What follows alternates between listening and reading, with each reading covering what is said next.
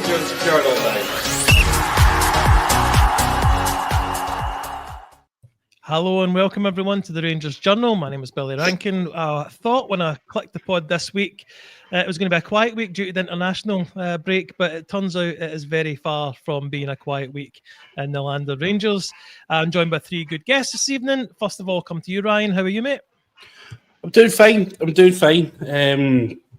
Just obviously apprehensive and nervous about what's lying in front of us now, but I'm happier than I was, this time yesterday. Yeah, I seen you on the pod yesterday, mate. You didn't seem the happiest I've ever seen you. Going clockwise from my position, I'll say hello to you, Scott. You all right, mate? Aye, Billy, I'm not too bad, thanks, sir. I touched of the man flu over the past few days, so feeling a wee bit sorry for myself, but I sprung out of bed this morning with a wee bit of a spring in my step after the news last night, so onwards and upwards, eh? I'm the same as you, mate. I actually was down or scheduled to be on the pre and post match yesterday, but I was too sick. In fact, Dave was too sick as well. Somebody's spreading it around a lot of us. Last but not least, Ross, how are you, mate? I'm good, mate. Cheers. No worries. Well, look, it's very much hot off the press. Rangers released a statement last night, but they've released a statement not about half an hour ago, direct from the owners themselves this time, which to me indicates that this is this has hit them hard as well. Ryan, mate, I've asked you before the pod started, would you mind reading that press release for us so we can get a taste of what it says? Aye, no problem at all. Apologies if I sputtered and stuttered a little bit on this, so it'll be a while since I've had to do some open reading. So this is just basically an open letter from Andrew Kavanagh and Parag Maraf written to all supporters, an open letter. So dear supporters, as you've seen by now, we are making a change at Rangers and have parted ways with Russell Martin, Matt Gill and Mike Williamson with thanks for their hard work. When we took over the club this summer, we shared what we want to build for Rangers, to win trophies in Scotland, to be able to compete at a high level in Europe. We know achieving these goals will take time, but our performances results have not been good enough. We know you are frustrated, we are too. We did not get this right, and it's our responsibility to fix it and get us back on track. A rigorous, thoughtful recruitment process is already underway. We are treating it with the urgency it deserves. The two of us are deeply involved, and the evaluation will have our full attention until we are confident we have a leader and with the character and skill set to deliver the results. Moving forward, we are fully confident in our players who possess the talent and determination to succeed. At the same time, a great deal of important work is progressing across the club, building out a stable leadership and football structure under Patrick and Kevin's guidance, advancing detailed plans aligned with our long-term strategy and delivering the early stages of investment planning for Ibrox. Your focus will be rightly on what's happening on the pitch, but this work also matters and will help lay the foundation for success in the future, and will help lay the success for foundation for success in the future. Change is never easy, but we are not deterred by hard work. In fact, we see a great opportunity ahead.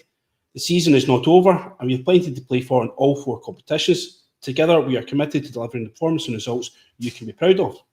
Your loyalty to this club, through thick and thin, is something we do not take for granted. We see the effort and emotion you put into supporting Rangers, and it drives us every day.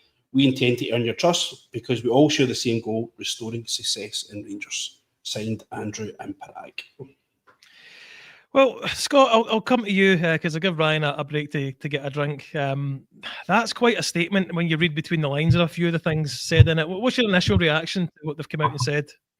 To be honest, the first thing that I took from it was that I was surprised that they actually admitted to making the mistake in appointing Russell Martin in the first place.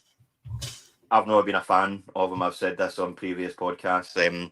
Obviously, much like 99% of the rest of us, never wanted him in charge at all. But the one thing that I'd always thought was that the board would always stand by their decision in appointing him, and I never thought that they would actually turn around and say, right, you know what, we've made a mistake here, we've got this wrong. And I was really quite impressed with that, to be honest with you. The one thing I am a little bit concerned about is, obviously, with the likes of Thelwell and Stewart and Purdy still being there, I don't know whether I have the confidence in these guys to go ahead and bring in the right person for the job now. The last thing, we're not a project. Rangers Football Club aren't a project. We never will be a project. We can't have another project manager come in. But I have been quite impressed with their statement, to be honest with you. The fact that it was produced quite quickly as well. Russell Martin's probably not even left the country yet, and they've come out with a statement saying, right, listen guys, we're sorry, we understand what this club means to you, and we are doing our best, and we've made a mistake. So it impressed me, to be honest with you. I was quite happy with it. I guess, Ross, I'll ask the same thing for you before we can maybe dissect it. What's your initial reaction to, even coming out so soon after sacking the manager? Yeah, I'm surprised it's come out so soon, to be honest, but I think they had to come out with something. They had to admit that they got this one wrong, and just in terms of what's in the statement, I agree with what Ryan said before we went live. I think Kavanagh and Marat are thinking we need to be heavily involved in this because we don't trust you to do this again, because this appointment, they've not given themselves any time now. We need to get this next appointment absolutely bang on. It cannot go wrong again, or we're really, fans are not only going to turn on the board, they're going to turn on the owners as well. So I think that's them saying we're going to be part of this. We're going to listen to other voices, not just Stewart and Thelwell, who obviously headed up the first appointment of Russell Martin. So I think they're saying they're going to be heavily involved because, to be honest, I don't think they trust it to do it, and it's fair enough because I don't, and none of us do. Nobody does, because they made such an arse of the first one, which we all said, the warnings were there. We all said this was going to happen with Russell Martin. We all said it, and everybody seemed to be of the same mindset except Stuart and Thelwell, and they've ran with it, and it's backfired spectacularly. So next appointment needs to be absolutely spot on. Ryan, the two things I guess that stood out to me: one, they admitted they got it wrong with Russell Martin, and the second one, which maybe is the bigger bombshell, is how heavily involved they are in the process of finding a new manager. I mean, is it curtains for Stuart and Thelwell, or is it just a way of taking them out the firing line, do you think? Well, I think as business owners, the best business owners in the world, the best business people in the world will realise errors early, and they'll fix their errors regardless of cost and reputation. So they had to make this move. The fact that they put their hands up and admitted they got it wrong and publicly writing it out is that for me restores a lot of my faith that I had. I was obviously coming on to the pod on Friday and making a wee bit of disenchantment knowing about the American owners and stuff and what I thought things were going wrong and stuff, and kind of pointing the fingers that all they cared about was money. I kind of take that back a little bit now, and I kind of said it in a little bit of haste, and I regret it now. So I understand what they're doing here, and I get what they're coming out. So they can't, this is basically their one life, Patrick Stewart and Kevin Thelwell. This is their one chance. They got it wrong. Mistakes do happen. The easiest thing to do is obviously to fix the guy at the bottom of the football wrong, which is obviously Russell Martin and his team. But don't get me wrong, it's fool me once, shame on me, fool me once, shame on you, fool me twice, shame on me sort of thing. So I don't think it will go as easy. And I think this is why they're overseeing it so much. There'll be accountability, on these sorts of things. It won't be just a case of, right, you guys, we trust you, you're football guys, you go out and you hire who you think is right. It will now be a case of you go out and who you think is right and you bring them to us and we'll tell you what we think. So, and that's probably more so as well. They've got to look after their own money in this respect, because I've no doubt that the rumoured £2.5 million severance fee that Russell Martin's just been paid and his team have just been paid to walk out the door is probably coming out of Andrew Kavanagh's back pocket. And he's not wanting to having to pay that kind of compensation out 2 and 3 times a season, as we've seen before that had to do with Leeds. I think Leeds United sacked something like 3 managers in one season or something like that. They won't want to find themselves in similar circumstances. Probably the biggest word in all this, and probably the biggest sentence, we're confident to find a leader with character and a skill set to deliver results. Character is massive as the Rangers manager. We look at Barry Ferguson last year coming in, who had all the character that we wanted to be the next Rangers manager, but probably just lacked the skill set to take it forward. And we've probably seen guys in the past where maybe they did have the skill set, and guys like maybe perhaps arguably Michael Beale, who maybe had the skill set to be the Rangers manager, but certainly didn't have the character to deliver it. So they've got to find somebody, and I'm sure we'll go into later on in the pod who we think is going to be the guy. But character for me is absolutely massive. Demanding respect in the dressing room, in the stands, being able to kind of walk into a media room and command respect. The respect thing is completely out the window. And you see the fact that, you know, Russell Martin's having to get taken away by security guys to get into a car yesterday. The respect's out the window. It went past a line that could never return back. So we'll wait and see what comes of it. But I appreciate this statement, and I think it's great. And it's, you know, as I say, I take back what I said on Friday about him. You made me feel a lot better about it, actually, Ryan. That sounds comforting, actually. Ross, I'll come back round this way.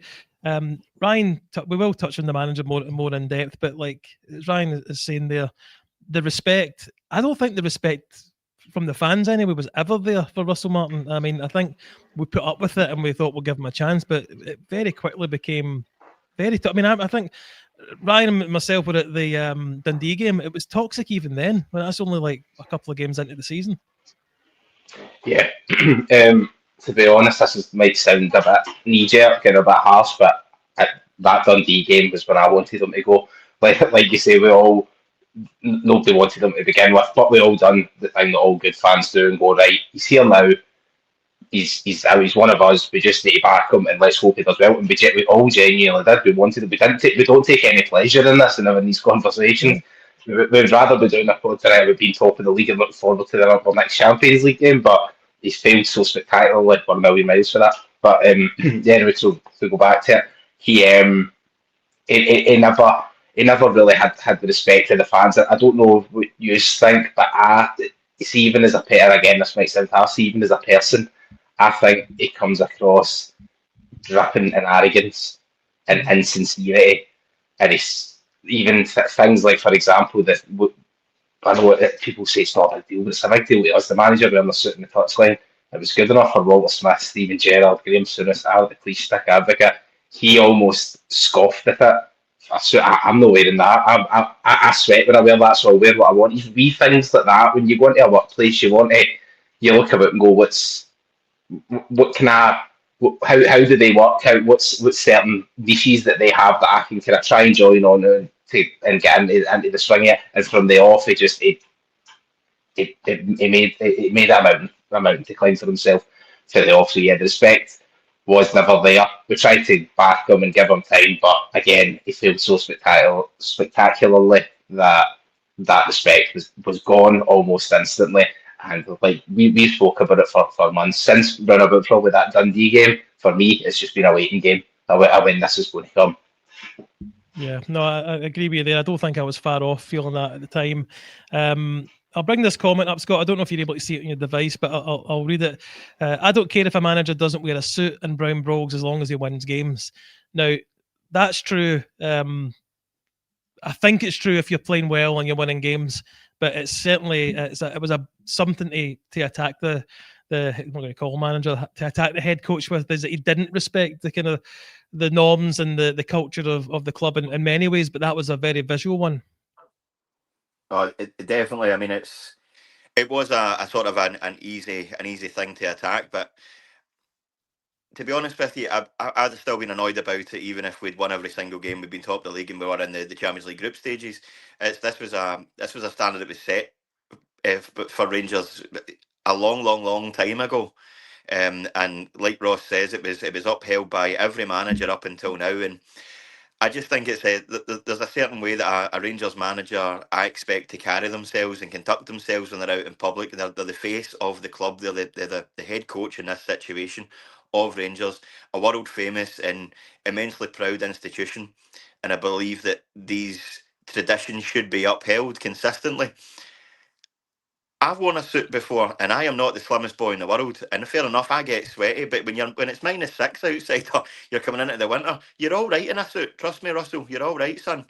But no, I mean, it was something that was easy enough to attack. But like I said, I genuinely think that even if things had been going well and he was still in charge and we'd blown every day away right up until this moment in time, it'd have still been a little gripe for me, to be honest with you, seeing the wee woolly zip underneath the suit jacket at the sides of the touchlines. But I mean, let's be honest, he's just not been good enough in his dress sense or his tactical approach to things. So it was inevitable. It was going to happen. Ryan, touching on, I guess, what fundamentally did he misunderstand or misjudge about being here? I mean, he was here as a player for a short period of time. You think, and even in that short period of time, we would realise what the club means to the fans. and tried to respect that to some degree. And even in the way he set up his teams and the way he came across in press conferences, it's like he wanted to be hated. And I know that's not the case, but you think it's not the case, but he was, I guess, where did it start going wrong for you? His football's garbage, Billy. And I'm willing to kind of look away there. Apologies if you hear my dishwasher going in the background.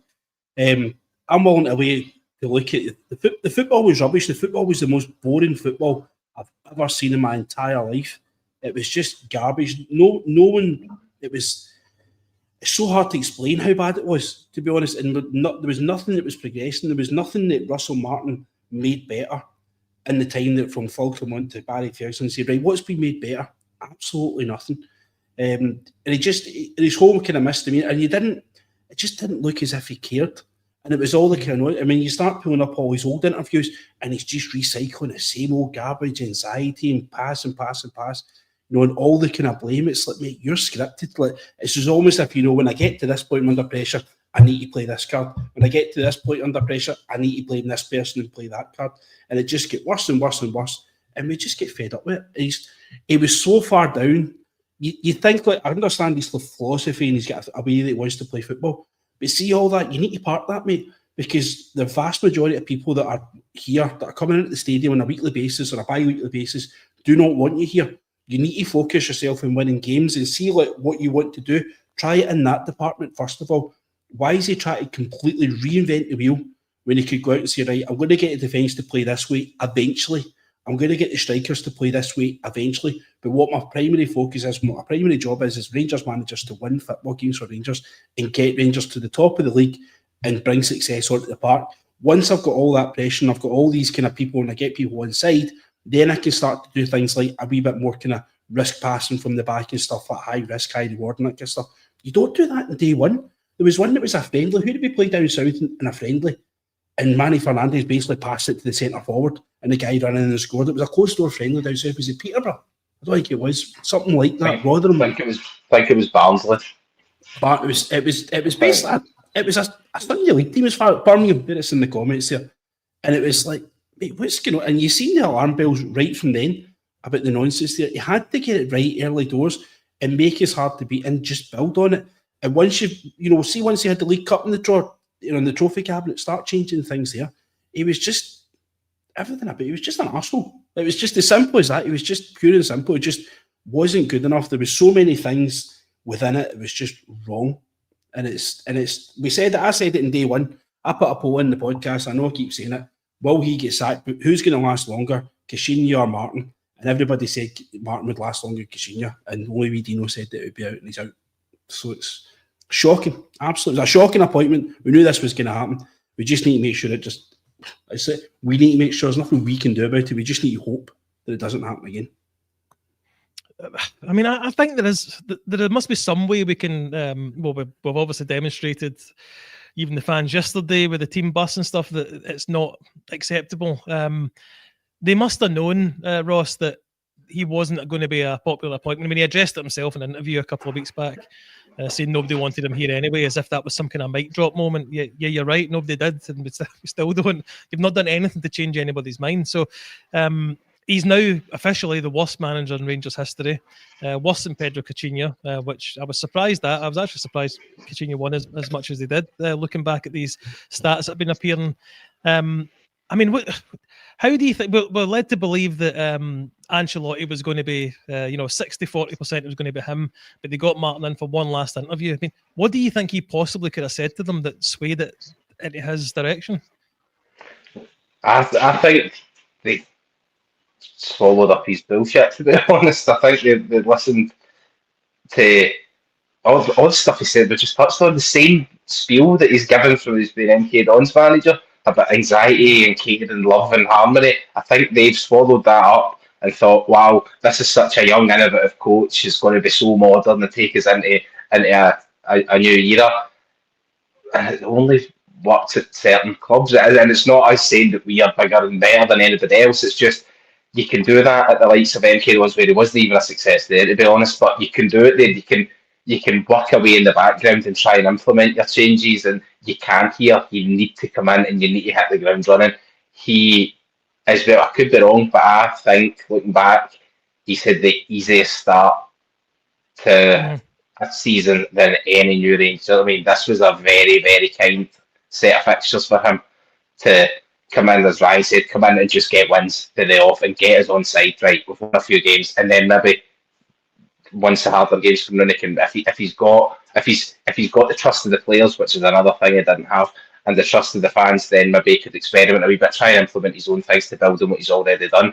But he's not done that, and now the easy run of fixtures, what should be the easy run of fixtures, are now ending. So he's left this, whoever the new guy is now up against it for the off, because he's going to have Tynecastle, Pittodrie, Easter Road, Parkhead, the Cup semi-final. The new manager needs to hit the ground running in Europe as well. Again, on the subject of kind fixtures, I don't remember a European campaign where it's a set of two kind of fixtures than Russell Martin's been given, and we've ended up with no points. I mean, that was as much as any manager from Gerrard, Gio, even Barry Ferguson, Beale, Clement, all of them I would be confident of going and getting 6 points, and he's made such a mess of it. We've not got any, and now the next manager is going to come in with the tougher games like away to Ferencvaros, home to Roma, and we are going to need to pick up points. So he's come in with a totally wrong attitude, the wrong mindset, the wrong mentality that was going on about. It was a match made in hell from the off, and it's proved that way. Whoever comes in now will get the full backing, obviously, but they're going to come into a much harder job than he's come into, is what I would say. And Scott, it does seem that the type of people that seem to fail upwards cause problems with some of the best players, like Raskin, for instance. But led to believe, if Chris Boyd is to believe yesterday, that he was trying to get rid of Butland and Tavernier, two guys he's had to go back and rely on.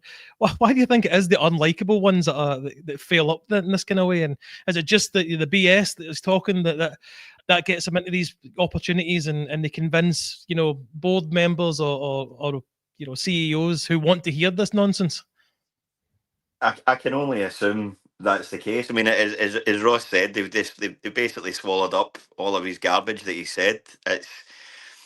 It just seems like such a bizarre situation to be in. I mean, there must be more to the Ancelotti Russell Martin situation and what was obviously reported than what we've ever found out about, because I just can't. I can't even watch Russell Martin after a game anymore or before the game, because it irks me so much.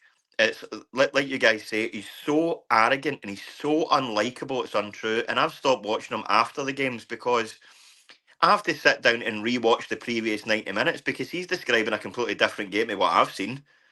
I just cannot, I never can't ever quite get my head around what he's talking about or what he's saying. But it beggars belief, to be honest with you, the fact that he's went through these seven interviews. If they say that's the case, then fine. If that's what it is.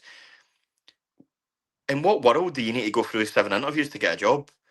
I mean, how much of a situation must there have been where he's been speaking so much rubbish that they've turned around and went like, right, we need to get him back in again to try and clarify what he's saying, because I'm not quite sure what he's trying to get at here. Is he impressing them so much that they can't get enough of him? As Ross says, is he coming across as this young, innovative coach with such great ideas about going forward and how he can drive this club despite having absolutely zero experience at a club of this nature or size? I don't understand how guys like this fail up the way. I mean, we had it with a First Minister of Scotland that consistently failed up the way, but I mean, that's neither here nor there. But it just seems to be the case where guys like Russell Martin, and we'll find this out next as well. I mean, I heard that he's been linked with a job already down south. Is this going to be a case where he's going to go in and have another couple of interviews, and then he's going to subject another poor fan base to the turgid nonsense that we've had for the past 133 days? I just don't understand it. I'll never get it. It maybe makes me reevaluate my life. Maybe I need to be a bit more of an arse to people and see if I can be more successful in life. I'd give it a bash, Scotty. Ryan, what's worrying, and I know we've kind of touched on this a little bit with Thelwell and Stewart.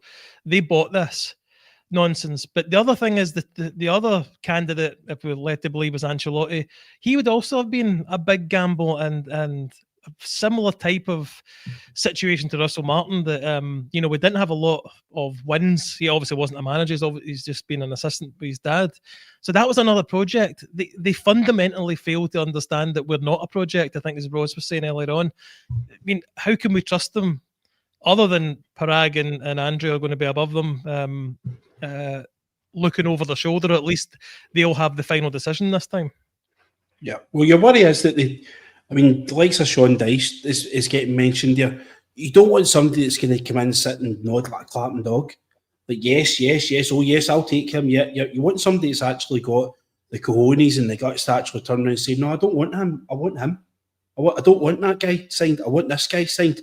When they're coming down and they're not giving a heart, that somebody's actually got the ability to answer these guys back. Somebody that's been in football long enough and is respected widely enough in football to turn around to Kevin Farewell and Patrick Stewart, who in my opinion have done absolutely nothing in football, to turn around and say, look, there's my CV, mate. Where's your CV? This is what I want. I'm the manager of Rangers Football Club. I want this done. I want that done. I want this put in place. I want that put in place. This guy hired, that guy signed, and I want it done now.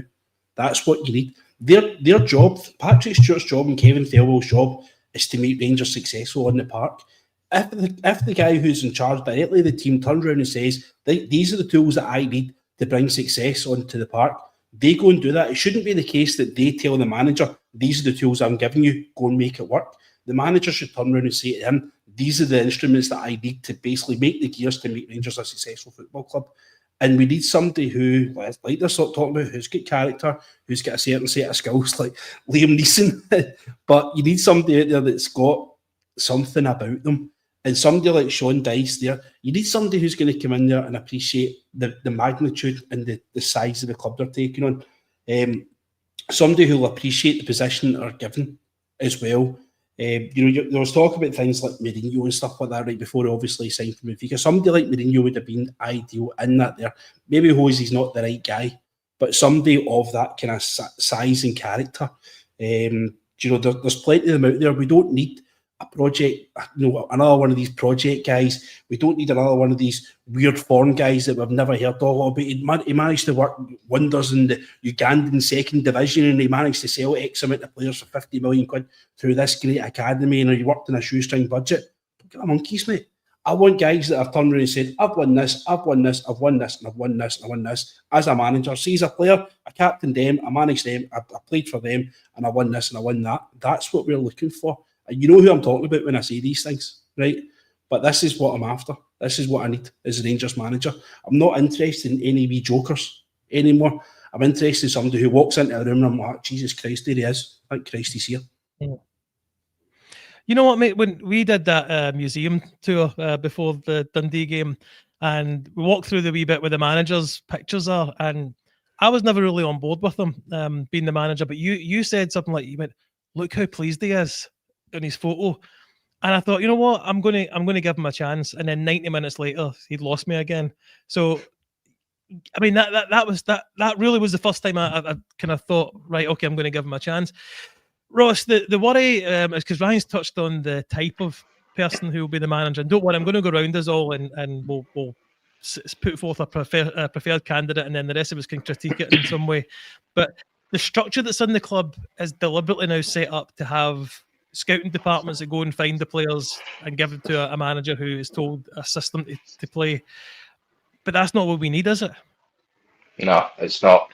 And if we get, I know who Ryan was referring to there, it was obviously Stephen Gerrard. He's not going to just buy what some, like Kevin Thelwell's 26-year-old son is going to tell him, this is who we go and say. He's going to go, no, let me have the final say in this. So we need somebody with a backbone in that sense that's going to be able to stand up for themselves and their squad and say, no, this is my squad, this is who I want to work with. I think that there's a possibility that if we're going to get this type of a manager in terms of a figurehead, that he'll be able to work with the scouting department and stuff and Kevin Farewell, but there needs to be a two-way thing. It just can't be, you're the head coach, you're just coaching the grass and me come to you with the players, because one, it won't work, and two, guys like Gerrard, Dyche, Muscat, even if I don't want I don't think he'd be a success. But for example, Barry Ferguson, people like that, are they going to buy that? And that'll be a prerequisite when it comes to taking the job. They'll say, "I'll take it as long as I get a say in this, and this." Yeah. Before we go and discuss possible managers, Scott, let's focus on the team, because I worry that, well, I don't know if I do worry. I think there is a decent core of players that could play well, but they've not covered themselves in glory. Either they're down tools, they're overcoached, but there's some responsibility on these performances, because it has been a really, I'm not going to say easy start, but it's been mentioned before in the pod that it's probably going to get harder from now on with the fixtures. So how much of this lies at the players, though? Well, the players need to take responsibility as well. I mean, I've said previously that I think Russell Martin lost the dressing room after the Motherwell game when he completely lambasted the players after that. And it just seems to have been a case of not really being that bothered as such. But there's not very many of them that are coming out smelling like roses just now. Butland, Gassama, Tav, maybe. But I mean, the rest of them they're so far behind what we thought we were going to get in a player. They need to take fault. They need to take individual fault. They need to look at themselves properly hard in the mirror and say, right, am I actually good enough to play for this football club? Have I got the balls to take the abuse, or to take the sort of the negativity when things aren't going well? I mean, Max Irons came out and said it the other day. It's getting to him when the fans are getting on at him. You don't have the guts to play for Rangers Football Club then. A lot of these players need to turn around and they need to have a think about this, because see, if they don't, we're better off just trying to get shot of them as quickly as possible. Guys like Tello Asgard disappointed me so much. I mean, Giga came in, started really strongly. He's really fallen off as well. Suter, who has been sort of dependable in the last couple of seasons, has been dreadful at times. I mean, he looks like he's never seen a football before. And then you've got the likes of the guys that he's actually brought in. I mean, that entire back line are out of contract at the end of this season. And fair enough, there's no many of them that are actually good enough, but we need to have a spine of a team. And I keep telling myself that the recruitment's been fine, the recruitment's okay, but I've got absolutely nothing to justify that at all, because we've not seen anything. Barring 60 minutes against Pilsen, we've been dreadful, absolutely dreadful. And it makes you think to yourself, how did we actually go into the Panathinaikos game and actually win that game 2-0? How did we manage to get 3 goals against Pilsen? Because we've dropped so dramatically. And there's obviously been something that's happened. The fact that the team changes consistently obviously doesn't help at all. You can't get any kind of real sort of build up amongst the players or anything like that, with the fact that the midfield three is changing on a regular basis, whether that be injuries, drop of form, suspension, or Russell Martin's taking on a dislike to a Belgian internationalist. But it needs to, the players need to actually, they need to have a look at themselves, because they've not been doing well at all. And there's not very many people involved with Rangers just now who are actually can turn around and say, right, do you know what? I've actually done a decent job. And unfortunately, a lot of the players can count themselves as part of that. Right, Ryan, I'm going to let you pull rank as being here longer than the other two guys and give you first dibs. I'll go last, but I don't really care about what the bookies are saying. I don't care about what other fans' opinions are. If you had to bring a candidate straight to Parag and Andrew Kavanagh, who's your man, strong man on for us? Gerrard. No one will convince me otherwise that Steven Gerrard is the next manager, or should be the next manager in Rangers Football Club. There were circumstances that I know a lot of people saying that COVID saved his job and stuff like that, but other Rangers managers have had bad results in the past as well. And it's one in 9, so the one that matters, the one that really matters, the one that he was told that he had to win. And you see that kind of year on year, he built us up to be better. Every year that he was the manager, he got us further in Europe. You know, we got to the group stages, we then qualified from the group stages. Then every year things got better.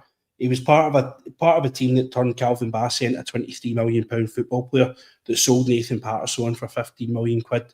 It was his toolbox that Giovanni Van Bronckhorst picked up that went to the Europa League final in Seville. It's there. We can't take guys that are going to be taken that need time to get set into, but we need somebody who's going to come in and hit the ground running, who's going to command the respect of the players, who's going to command the respect of all the supporters and the media, who's going to get basically things going back to where they should. He will appreciate a second chance at this job. No, by no means, it'll be immeasurable how much he'll appreciate a chance to come back to Ibrox. And you've got to remember the circumstances in which he left. He was basically led down the garden path by the previous regime. He was told that he was going to get funding, he was going to get backing and stuff, and you see them all sitting there. He sat with Alan McCoist and Chris Boyd, fix the roof whilst the sun's shining. And he believed then that he was going to get money to rebuild a squad and actually take Rangers to the next level up. And he was delivered Fashion Sakala and John Lundstrom with free transfers. He was given not a single penny because we got put out by Malmo in the rounds. And it was a bad result against Malmo. We were sitting there, I think we was sitting as a draw. We drew 1 each in Sweden. We were 0-0 at Ibrox. We had 45 minutes to beat a team that were down to 10 men. It was a bad result. Antonio Cholak took 2 great goals that night.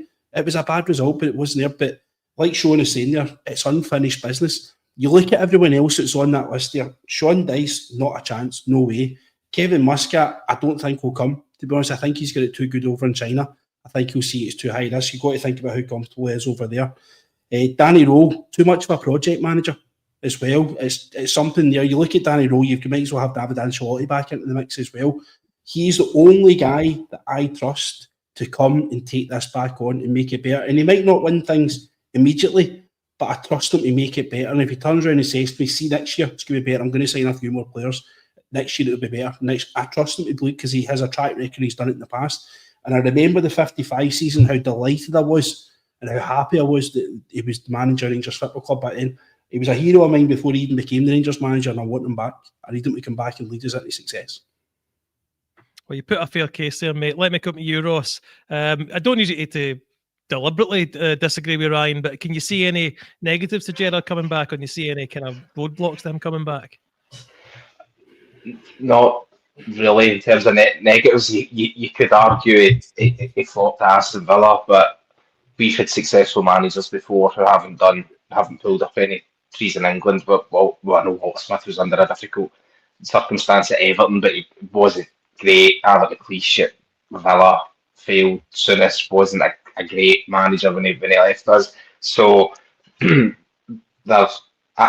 don't take that as that's a con as to why he shouldn't get this job and be a success. I think the evidence is staring us in the face. He literally left when we were the best team in Scotland. We just came off the back of an undefeated league season. He had the beating of Celtic by some way. I think by the time he left, it had been 2 years. I think that cup final where they scored the offside goal was the last time that he beat us. So everything was structured.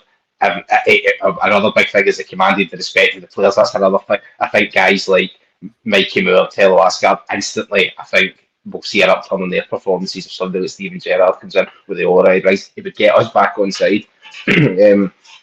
I think if he becomes the new manager, I know this is short-sightedness, but for example, the Dundee United game, I think would be a sellout, and already that's an upturn and just the feeling about the place. I think he would bring that, and then more long-term, I would have dread to think what it would have been like with Russell Martin leading us into this semi-final with Steven Gerrard and that squad and the way they are across the city at the moment. They aren't great. I would fancy it. So I think he's got a good opportunity to come in and get a trophy early on. One of the trophies that people said apparently he couldn't win. I think he's got a good opportunity to come in and do that. And long term, he's a success. He would be a success. And I don't think, obviously, what happened the last time he left to go to Villa, I'm not so sure that would happen this time. I think similar to Rodgers at Celtic, I don't think Andy's going to come back in and poach him. And I think it'd be the same with Gerrard. I think he would be here for a good 4 or 5 years if he delivered success, of course. And I would be really confident he is. So I know it's a boring choice to go with because Ryan just said it, but I'm 100% and on Gerrard. I went at the start of the season to go, I want him back to I'm all in now. I really want him to come back. Other ones would be Sean Dyche would take. Kevin Muscat would take, but Gerrard's the one. We need to at least ask the question. And when you said about roadblocks, that's the only thing that's kind of bugging me. I don't know. I keep hearing rumours about this Bahrain tax thing that he can't come back for a few months. So I think we need as a fan base clarity in that, so we know definitely it's a goer or it's not. So I don't know what the Sarad people saying he can't come back until January. People saying it's not an issue. I don't really know. I don't know if any news know. But I think we need to get all that cleared up so we can properly start. If the people who want them can start kind of getting excited again. That right, this could be realistic. Scott, my apologies. I'm going to let Ryan come back in, but I also need to bring this up because I'll get it in the neck later on if I don't mention it. Guys, if you haven't liked and subscribed to our channel, please do. It helps us an awful lot, especially over there on YouTube. We're 4 subs away from 4,300, which if you told me that a year and a half or so ago when we started doing this, I wouldn't have believed you. So thank you everyone that has liked and subscribed. But see, if you haven't, please give us a like and subscribe, guys, and turn your notifications on. You get any kind of live pods like last night, the breaking news pod. So please do that for us.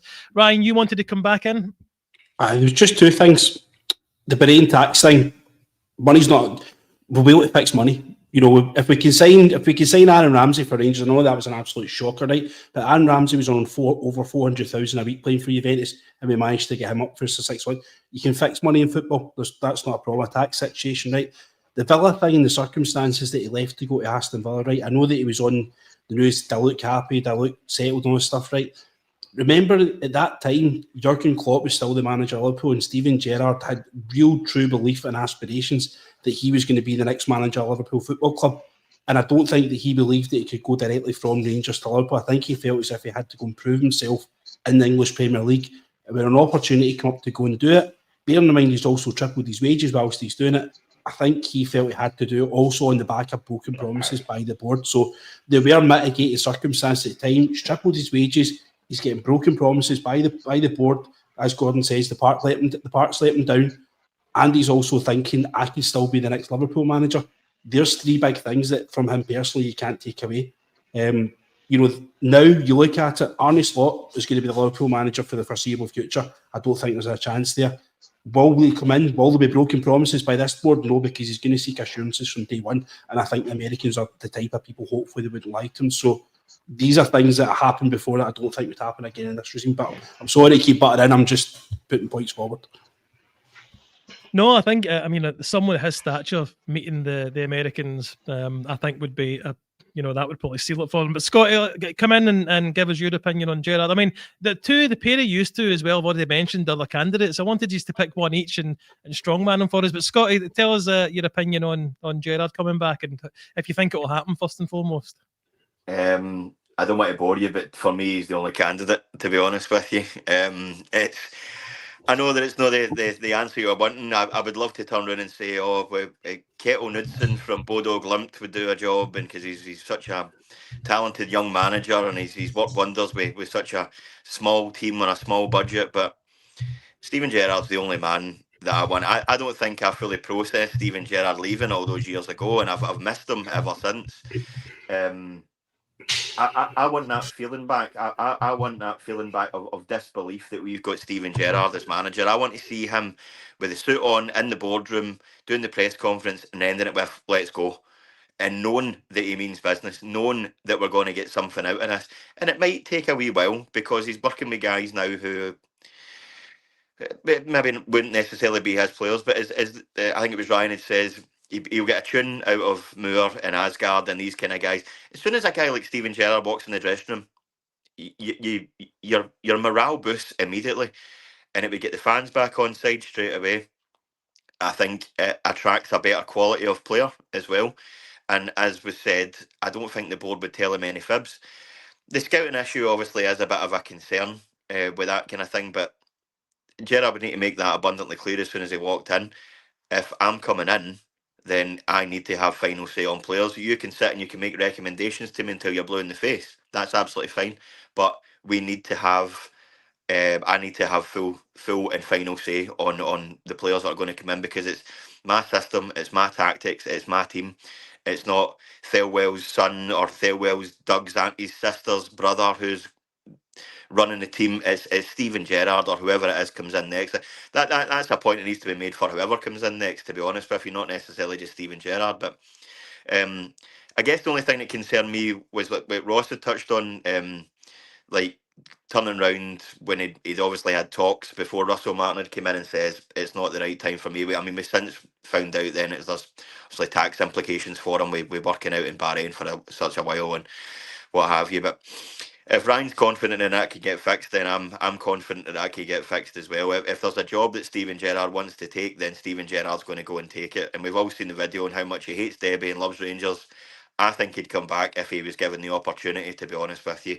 And I think that is the one guy, the standout guy at this moment in time that would get the fans on side, that would get us all excited about watching Rangers again. The gates would increase straight away. For like you said, the Dundee United game would be a sellout again. The Europa League, the tickets would sell again for those kind of games. I mean, yeah, imagine Steven Gerrard leading your team out in the Europa League against Roma. I mean, that would be a great night, an absolutely brilliant night. I mean, the whole place would be absolutely buzzing. You'd have like the feel of the Europa League run to the final back again. And there's no doubt in my mind that the players in that dressing room would turn around and say, right, listen, hold on a minute. There's instant respect for this guy now. I mean, fair enough, since he left Rangers, it's not been wonderful, but I am 100% sure that when he comes back in, he will not only replicate, but better his previous success from that the year when we won 55. And in the manner that we've done it, I'm confident that he can do that again, to be honest with you. Well, this conversation didn't really go the way I was expecting, Ryan, but I'll come back to you. Now, we've got a resident Grinch, and that's Andrew, who poured some cold water on the Gerrard stuff today, saying in our group chat anyway that his missus won't come back here. If he wants to come back, though, I do think he comes back. But what problems can you see that might prevent him coming back in? Listen, I'm saying the tax thing can get fixed, but I don't know what it is. So there is a certain amount of money that's going to be, that you can't fix and stuff. If you turn around and say he's got a £20 million tax liability, you can't fix that. We don't know what the problem is with it. We don't even know that a problem does exist. He's recently became a grandpa for the first time as well. So does he really need the money? Does he really need the hassle? And he might just look at the task that's actually sitting in front of him and say, that's too much for me. It's just, he's looking at where we are just now in the league, and he might just turn around and say, I just don't fancy that. I don't see what's there. I don't think I can make that better. So he needs to have confidence in himself that taking it over, that he can fix it. And I don't actually think it's as bad as it was in 2018. I think the squad is actually probably in a better place than it was in 2018. We're certainly not at the stage where we're losing to Progress Niederkorn in the Europa League, which we were in 2017 under Caixinha. So we don't know. We don't there. But I could just look at it and say, I just don't need the hassle. I don't want nor need the hassle. And there's also that thing as well that you maybe just don't want to tarnish it, because obviously the four of us are sitting here speaking fondly of him. And I think the majority of the people in the comments, a lot of people have still got a bit of a gripe with him, which is understandable as well. You're never going to get everybody on side. So he might just not want to ruin that as well. He might just be wanting to remain that guy that stopped 55, that stopped, 10 in a row. I mean, I was angry, angry as angry as you can get, I suppose, when a manager leaves you to go to the Premier League. I felt it was the wrong team, Ryan, to go to. I think if he wanted the Liverpool manager's job, there was maybe a better path for him. But yeah, I think probably from what all you guys have said, kind of convinces me I'd probably like him back as well. If we can just for the last few minutes touch on a couple of the managers we don't want. I'm going to say I don't want Knutson, Scott, because you mentioned him, but I just think his age, he's in his 60s, he's got a very lucrative contract where he gets a percentage of sell-on fees, I believe.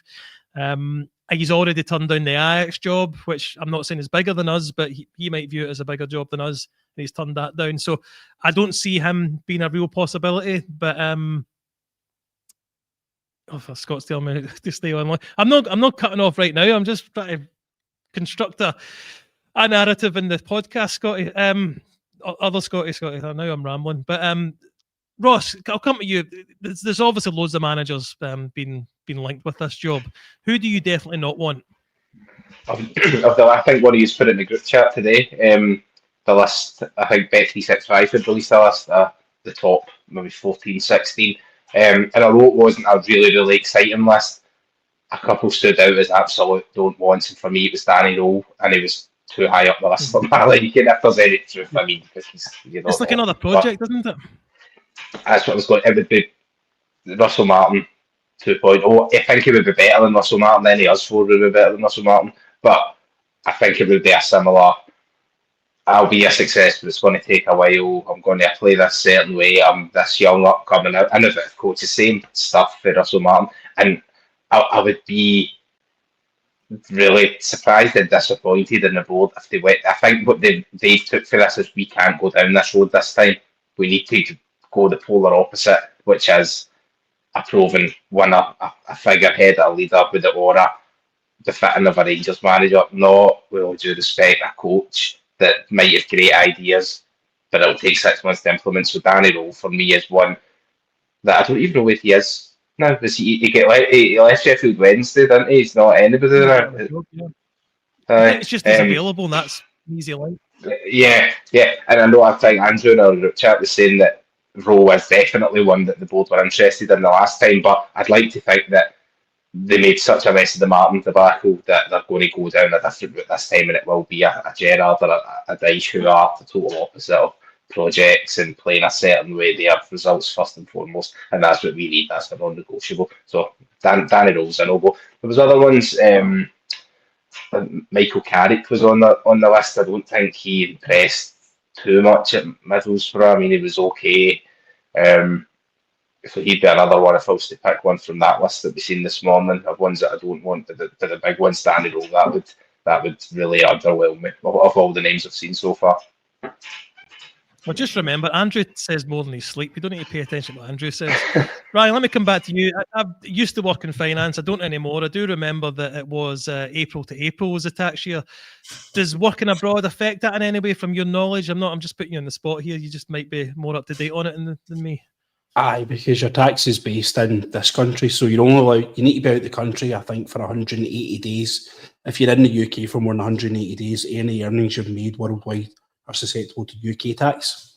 So Gerrard came back. And what time period though then, mate? So 5th of April to the 5th of April the following year. So you need to be out of the country for more than 180 days. So there's guys out there that work abroad basically, and they'll come back, and to get themselves out for the time, they sometimes go away for a month's holiday. It's either go away for a month's holiday or pay tax, so it becomes a bit of a no-brainer. So this is where Gerrard's thing. So even though the earnings might have been made in Bahrain or Saudi Arabia, if he's in the UK for more than 180 days, they're taxed on UK side of things. That seems to be where you're based for tax purposes. So that's why you'll see a lot of guys that are away out in Dubai for months on end and stuff like that. So they're basically trying to skip the tax.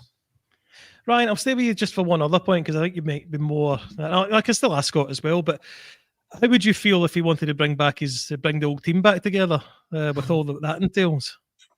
I mean, see, as long as Michael Beale doesn't get in front of a camera, I've not got a problem with Michael Beale being at Ibrox, because he's got a half decent track record. Michael Beale's mouth got him sacked for Rangers, in my opinion. I just thought he had too much to say. He was giving too much to the press, and he was giving away his team too often and stuff. And it's this, there was mention of being like a car salesman earlier on in the chat earlier on, and I believe that, but I don't doubt his actual ability to set a team up, and we all were told he's the brains behind it all and stuff like that. And to a certain extent, I can believe that. But as long as he stays away from the cameras, that's all I would ask of him. Get him on the part with the boys and get him doing good. Get him doing what he's good at. Scott, let me stay on the same subject of the backroom team and coming back in, whatever. We were quite good at set pieces, free kicks, and deliveries into the box. But Michael Beale was apparently responsible for all the stuff on the grass. As Ryan's saying there, yeah, his mouth would quite often say far too much. But he also was left with an awful lot to do. I mean, I remember he flew out to Italy to speak to Dessers. He was doing a lot of the stuff. He wasn't concentrating on just the coaching when he was the manager here. Would that, his track record as manager, would that put you off having him part of the backroom team? Not really, to be honest with you, because he's not got the final say on what's happening. Obviously, I mean, he towards the end of his tenure at Rangers, he had turned into a bit of a joke figure, to be honest, when the likes of the kind of things he was saying, the things that he was leaking by mistake, and all these silly Twitter accounts that turned out to be run by him that were just bigging him up and bigging up abilities for a tactician and things like that, it did become a bit silly. I didn't know about that actually. Yeah, it was uncovered by it forgot to change an account or something like that, and I don't know. It was a tactics Well done, Twitter. But no, I wouldn't necessarily have a problem with him coming back. As long as Ryan says he's not really sort of front facing, I would be okay with that. Would he do it though? I mean, that's the thing. He didn't really strike me as a guy who was short of confidence, to be honest with you. Can he go back into that mould of sitting alongside a Gerrard and a Gary McAllister, for talking sake, if that was to be the case? I'm not entirely sure. I know that he went out to Al Ettifaq with Gerrard for a brief spell after he'd left Sunderland, I think. But I'm not entirely sure if he would come back or not. But I wouldn't have a massive issue with it, to be honest with you. It wouldn't keep me awake at night. As long as we've got the guy in charge who is the right guy for us and we can see a future going forward and actually see the markings of success, then I don't really have an issue with it. Well, we'll wrap things up there, guys. Neil, I'm going for an hour. Thank you, everyone, for watching. And thank you for all the comments. We've had loads tonight. Can't even keep up with them. As I said before, please like and subscribe to the channel. Please, if you are watching on places like Twitter or Facebook, please think about coming over to YouTube, because they actually pay us for your watching over there. So please use YouTube for us, and again, like and subscribe. If you do like listening to podcasts during the day and you miss one of our live shows on YouTube, wherever, the podcast does go out on your usual podcast apps like Amazon, Apple, Spotify, and there's other ones as well. So please search for the Rangers Journal on there. I'll just go round and thank everyone for being on this evening. Scott, thank you very much. And again, glorious beard. Thank you very much, mate. A pleasure to be here as always. Thanks for having me. Very welcome. Ross, thanks again, mate, for coming back on. Any final words, actually, on the situation? Just bring Stevie G back. I think that's that. Sorry, no, carry on. No, I must have got a wee bit of delay there, mate. Feel free to finish. I just want to say, glad Martin's finally away. Disappointed it took too long. Well, at least it's done now. Let's get Gerrard back and get back to winning. I agree with that there. And Ryan, mate, thank you very much for coming on, mate. You've made a lot of good points, especially when it comes to Steven Gerrard. And thank you for doing that reading lesson as well at the beginning of the pod. No, there's no worries. And listen, everyone's opinions, respected and well appreciated and stuff like that. The most important thing is that we're all together now and we're all looking forward to better times ahead, I'm sure. So regardless of who it is and stuff like that, Gerrard's obviously the front runner at the moment. He's popular in that, but everyone's opinion is valid in this sort of situation. So, let's all look after each other and be nice to each other and stuff like that. Let's not go on each other's back and, let's be Rangers. I think we might get a couple of days of folks being nice to each other now that Martin is away, but as it goes on a wee bit longer, I just hope they sort this out in time, that the new manager gets a week or whatever of this international break with the players that aren't away. So anyway, thank you very much for your comments, guys. Thank you very much for watching. And remember, every night is the Rangers Journal night. Good night.